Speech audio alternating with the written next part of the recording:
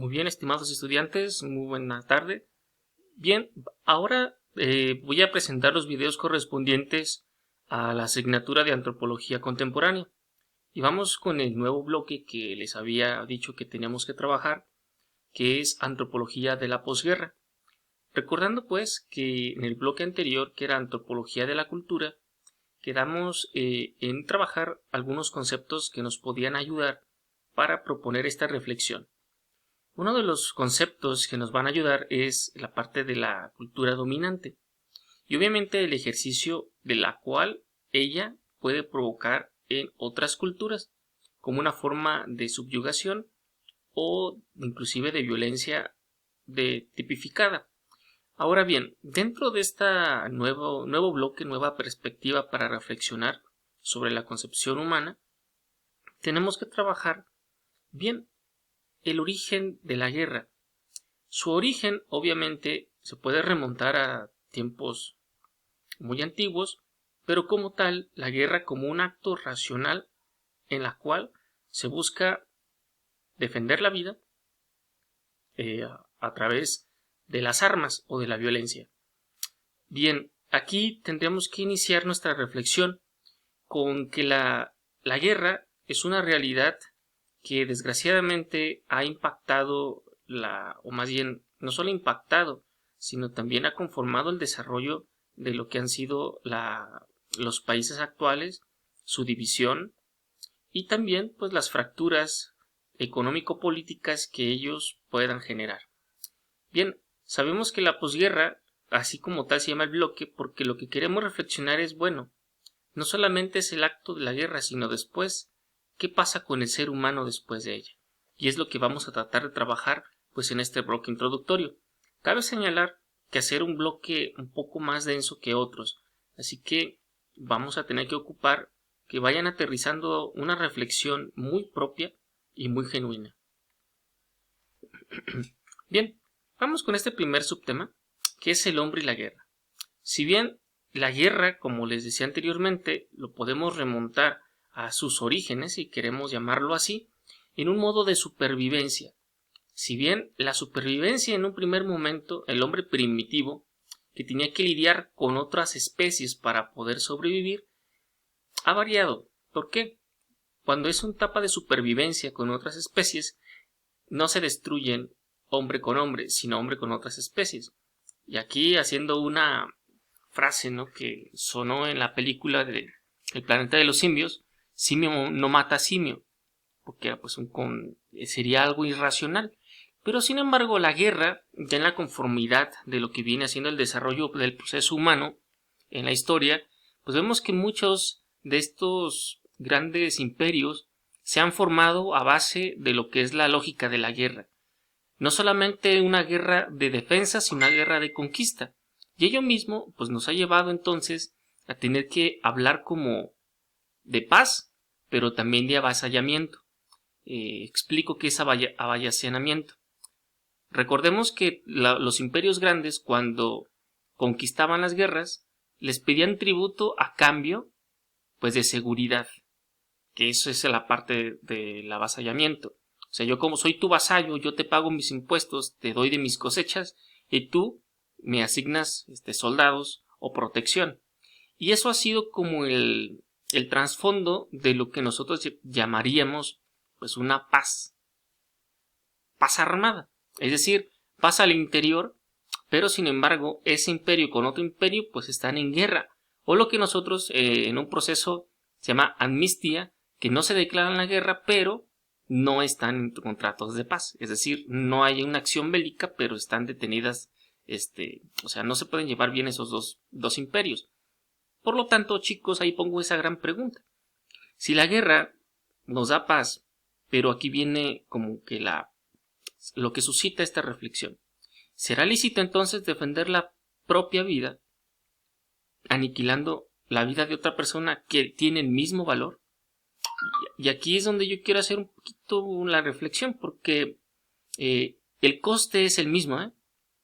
O sea, la guerra lo que está haciendo es defiendo vidas a costa de aniquilando otras. Entonces aquí viene como cierta perspectiva de contradicción o de reflexión, más de contradicción, como que viene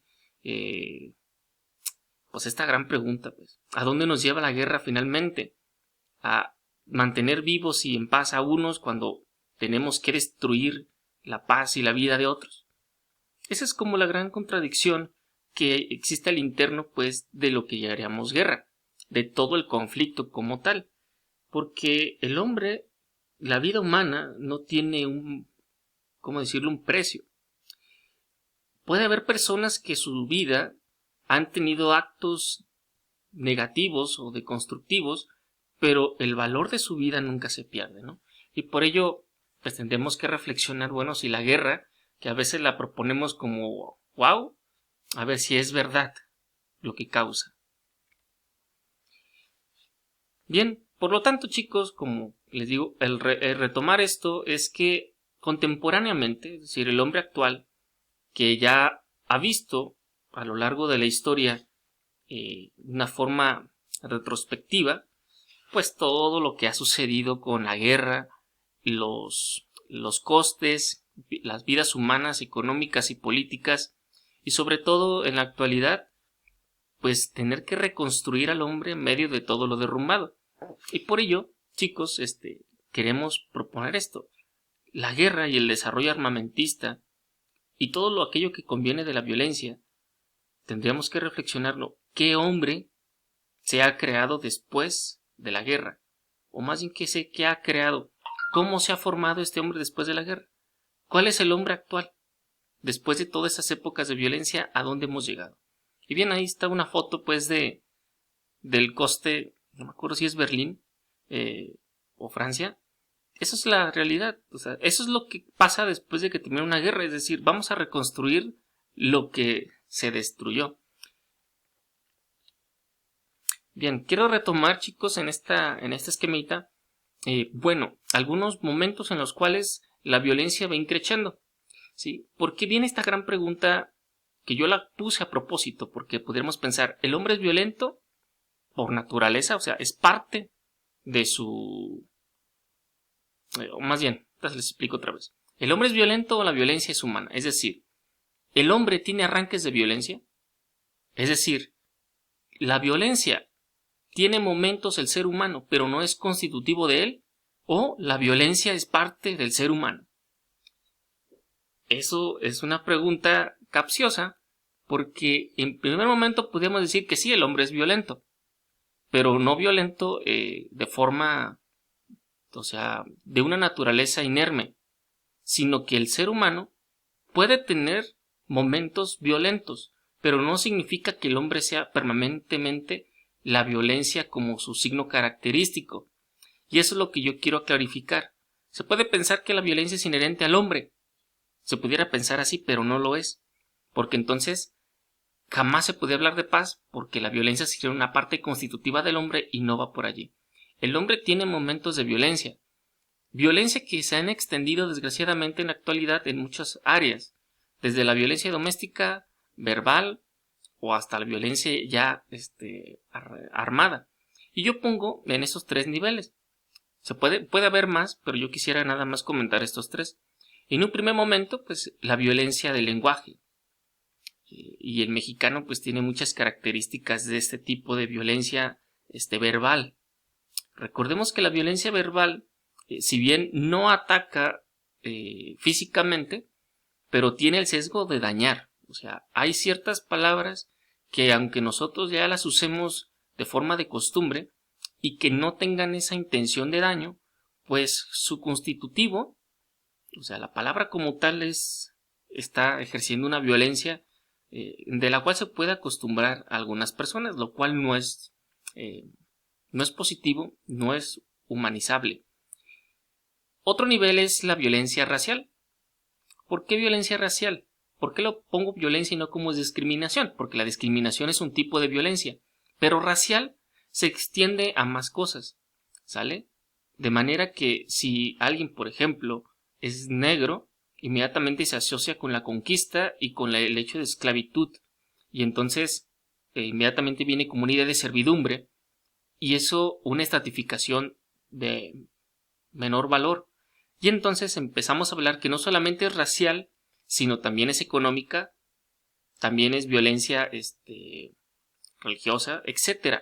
La raza, como tal, somos diversos, todos somos diversos.